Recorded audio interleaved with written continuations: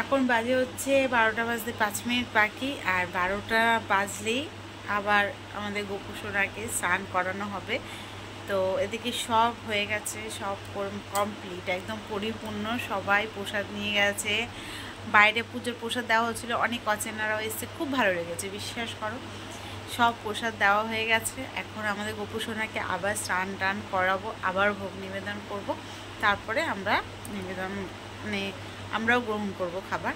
তো চলো, এখানে তো সবাই ঘুমিয়ে পড়েছে, শুধু আমরা 4-5 জন, মানে আমি, পিউ, পূজা, আমাদের এক বৌদি আর আমার মা, আমরা এই কয়জন এখনও উপসী রয়েছি। আমরা পুজো কমপ্লিট করব তারপরে। তো চলো বন্ধুরা, দেখতে থাকো আর সাথে থেকো। এই যে আমার সোনা, এখন আবার সোনাকে নামাবো, নামিয়ে আবার রেডি করব। এই যে আমার এই সোনা। এখন বাজে হচ্ছে রাত 12টা, তাই ভাবলাম এখন আমরা আবার স্নান করাবো গোপু সোনাকে। তো আমি এদিকে স্নান টান করে আবার ড্রেস চেঞ্জ করে স্নান টান করে একবারে চলে এসেছি আমাদের গোপু সোনার কাছে। গোপু সোনাদের ড্রেসগুলো খুলে দিচ্ছি। আর তোমরা আবার ভেবো না এই ড্রেসই আবার পরাবো, কারণ হ্যাঁ, এই ড্রেসই পরাবো, কারণ হচ্ছে নতুন ড্রেস আর খুব সুন্দর ড্রেসটা, তার জন্যই ভাবলাম যে এই ড্রেসটাই পরিয়ে দিই একবারে। আর এদিকে দেখো গোপু সোনার সামনে দিয়ে সব কিছু সরিয়ে দিচ্ছি। আর এদিকে করছি গোপু সোনাকে ড্রেসগুলো ছাড়িয়ে গোপু সোনাকে এখন বসাবো। আর বসিয়ে এখন আমি ওদেরকে স্নান করাবো। আর জলটা কিন্তু আমাদের আগের থেকে রেডি। সকালবেলায় যে জলটাকে আমরা করেছিলাম সেই জলটা দিয়ে ওদেরকে স্নান করাবো। তো এইখানে আমরা ভাবলাম যে ঠিক আছে, দেখি কতটা পারি। 5বার করে সবাই গোপু সোনাকে স্নান করানো হয়েছে। এটা হচ্ছে আমার আরেক বৌদি, সেই বৌদিও স্নান করিয়েছে। বৌদি উপোস ছিল সারা দিন রাত, বৌদি আমাদের সাথেই ছিল। তো এখন আমিও দিয়ে দিচ্ছি। আর তারপরে আমাদের পূজা রানী দেবে, আমাদের পিউ দেবে, সবাই মিলেই দেবো। তখন রাত 12টা। এদিকে তোমাদের দাদাভাই, বাবা, নন্দিনী সবাই উপরে ঘুমাচ্ছে। আর এদিকে আমরা গোপু সোনাদেরকে স্নান করাচ্ছি, পুজো দেবো। আর তারপরে রাতের জন্য বানানো হয়েছে লুচি আর সিমুই। গোপু সোনাদেরকে স্নান করিয়ে আবার ভালো করে নতুন ড্রেস পরিয়ে দিয়ে তারপর গোপু সোনাদেরকে যে আবার সিমুই টিমুই দিয়ে সুন্দর করে এখন পুজো টুজো দেবো। এই হচ্ছে আমাদের রাতে। খুব ভালো লেগেছে, ভীষণ ভালো লেগেছে যে আমরা এইভাবে দিতে পেরেছি। আমার যেটা ইচ্ছা ছিল আমি সেটা করতে পারি। এর আগের বারও এটা ইচ্ছা ছিল আমার যে আমি ভোগে রান্না করতে পেরেছিলাম। তো এরকমই। আর গোপু সোনাকে এভাবেই রাত্রেবেলা সুন্দর করে পুজো টুজো দিয়ে, আর দেখো পুরো যেন মনে হচ্ছে সত্যিকারে ওরা বসে রয়েছে, এত ভালো লাগছে। আর এদিকে অনেক লোকজন এসেছিলো যেন বাড়িতে, অনেক লোক। আর একটুও কিছু কম পড়েনি, পোলাও বলো, আলুদম বলো, পায়েস বলো, কোনো কিছু কম পড়েনি। আরও যতটা ছিল আমরা সবাই ঘরে পেট ভরে খেয়েছি, এবং অল্প একটু ছিল, মানে খুব সুন্দর, একদম সুন্দর হয়েছে, কাউকে কমও দেওয়া হয়নি। এই যে এখন আবার ওই যে মিষ্টিও দিয়ে দিলাম, আর ফল কাটিনি, লুচি, সিমুই আর মিষ্টি দিয়ে দিয়েছি। আর এখন সুন্দর করে পুজো টুজো কমপ্লিট করে ফেলবো, ব্যাস আজকের মতন আমার রাতের পুজো কমপ্লিট হয়ে যাবে। আর আমার মা বলছে নন্দিনী, সে সঞ্জিত ঘুমাচ্ছে আর এরকম হচ্ছে, সঞ্জিতের ডিস্টার্ব হচ্ছে। আজকে কি পুজো না, ওর কিছু হবে না, কোনো অসুবিধা নেই। চলো, এই করছি। আর শোবো আজকে আমরা সব পূজা করে, বাবা, নন্দিনী আর সঞ্জিত এক ঘরে শুয়েছে। আমি, বৌদি, মানে যে বৌদিটাকে দেখালাম ও বৌদি, আমি, পূজা সবাই এক ঘরে শোবো। আর এই যে এখন দেখো লুচি, আলুরদমটা এত স্বাদ হয়েছে, হেভি হয়েছে, হেভি। আর তার সাথে সিমুইটা খুব ভালো করেছিল। আর পোলাওটাও হেভি সুন্দর হয়েছিল, দারুণ হয়েছিল। রান্না বান্নার হাত খুব ভালো, খেতে খুব ভালো হয়েছিল। তো এইভাবেই আমাদের এই গোপাল পুজোটা হলো, খুব ভালো লাগলো। তোমরা আরও কিছু দেখতে পারবে। তো চলো, দেখতে থাকো, সাথে থাকো, ভালো লাগবে।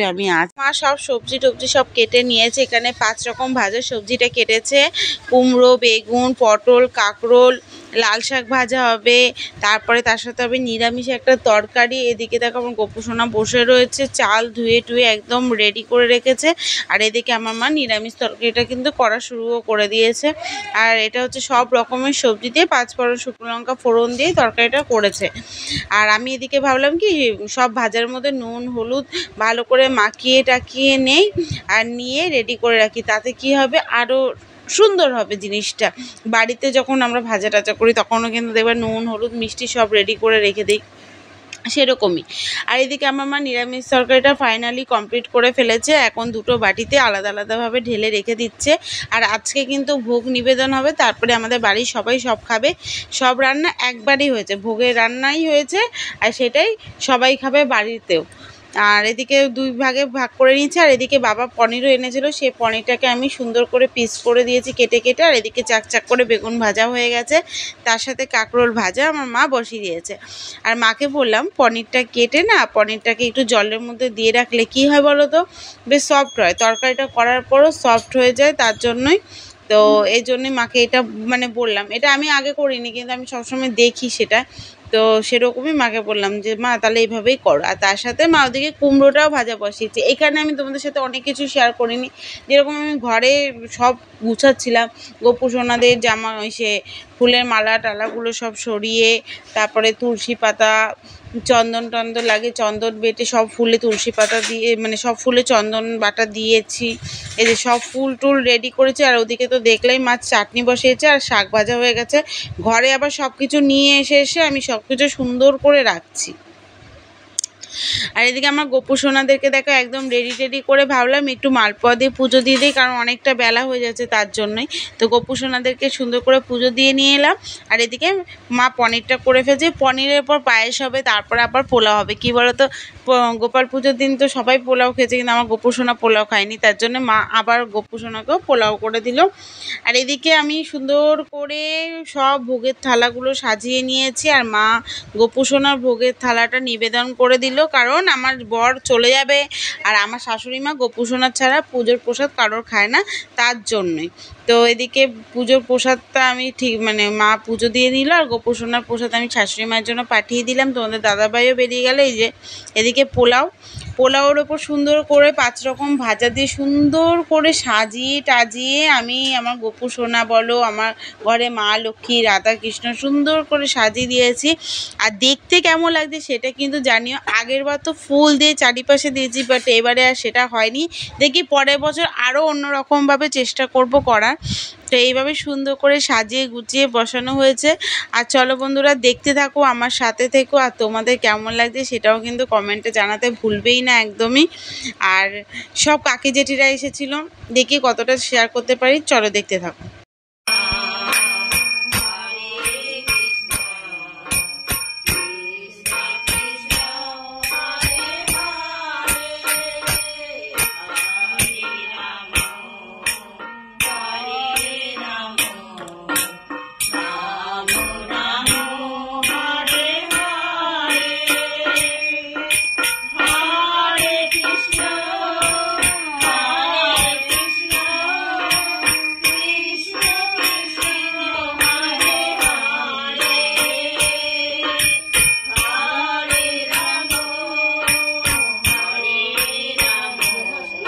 শুনেই নিলে। আর এখন দেখো আমার মা ভোগের সব মানে ভোগটা মাখবে এখন।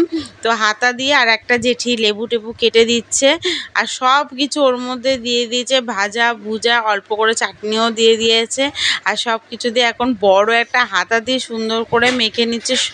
আর এই মাখা প্রসাদটা খেতে যে কি ভালো লাগে বন্ধুরা, কি বলবো। আমার মা মাখছে, আর আমার মা গুরুদেবের ওখানে গেছিলো, তখনের গল্পও সবার সাথে করছিল। সবাই এসেছিল, একটুও প্রসাদ ফেলানি যায়নি, সবাই এসে প্রসাদ খেয়ে গেছে। তারপরে তো তোমাদেরকে বলা হয়নি, ভাই বলেছিল কি খাবি, আমি বলেছিলাম একটু ঝাল করে ফুচকা নিয়ে, ঝাল করে ফুচকাও খেয়েছি পরে, মানে প্রসাদ খাওয়ার পরে ফুচকা টুচকা খেয়েছি। আর এখন মা সবাইকে প্রসাদ টোসাদ সুন্দর করে বেড়ে দেবে। এই যে আমার জেঠি একটা, ওখানেও জেঠি বসে রয়েছে, এখানে তো সব কাকি জেঠি আর ছোট ছোট ভাই বোন, এখানে সব ছোট ছোট ভাই বোন আর কাকি জেঠি। তো মা সুন্দর করে এখন রেডি করছে, সবাইকে প্রসাদটা বেড়ে দেবে। তারপরে জেঠি বললো কি তুই একটু ধত্ত মনা, আমি একটু সুন্দর করে ঠেসে একটু মেখে নিই। আর মা তার সাথে একটু মাও ভিডিও করে নিচ্ছিল। তো আমি তো এত রোগা না, কিন্তু আমাকে কি রোগা লাগছে না, বাট আমি কিন্তু এতটা রোগা না, আমি কিন্তু মুটুই। আমার নন্দিনী হাসছে পাশ থেকে, কারণ আমি এরকম বললাম বলে। আর এখন আমার মা সবাইকে সুন্দর করে পুজোর প্রসাদ দিয়ে দিচ্ছে। আর চলো, আমাদের গোপাল পুজো এখানেই আপাতত শেষ। যদি ভালো লাগে ছোট্ট করে একটা লাইক করো, শেয়ার করো, কমেন্ট করো। Tata, bye bye, good night.